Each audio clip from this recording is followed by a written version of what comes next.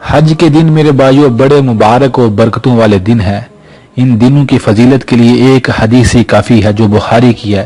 پیارے نبی کریم صلی اللہ علیہ وسلم نے فرمایا، لوگوں دنوں میں کسی اور دن اللہ کو اتنی عبادت پسند نہیں جتنی اللہ کو عبادت حج کے دنوں میں پسند ہے۔ میرا رب پسند کرتا ہے ان دنوں میں زیادہ سے زیادہ عبادت کی جائے، اور ان دنوں کا کیا ہی کہنا، قرآن گواہ ہے ان دنوں کی فضیلت پر۔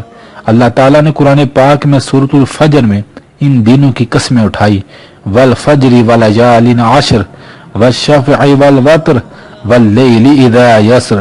اللہ فرماتے ہیں اس دن کے صبح کی قسم جو 10 ذی الحج کا دن ہے، وليال عشر، ان راتوں کی قسم جو پہلے عشرے کی راتیں ہیں۔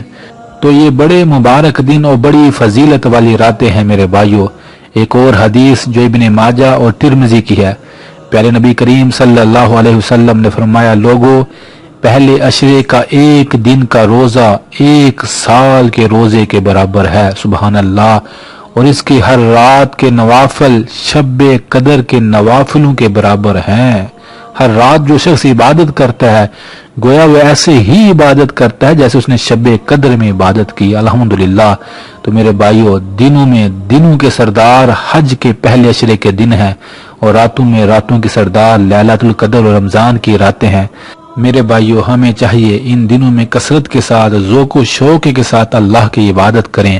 اور ایک 9 ذی الحج کے روزے کے بارے میں بتاتے ہوئے پیارے نبی کریم صلی اللہ علیہ وآلہ وسلم نے فرمایا، یہ مسلم کی روایت ہے، اے لوگوں جو شخص 9 ذی الحج کا روزہ رکھتا ہے، اس ایک روزے کے بدلے اللہ تعالیٰ اس کے اگلے اور پچھلے 1 سال کی خطاؤں کو معاف فرما دیتے ہیں، سبحان اللہ۔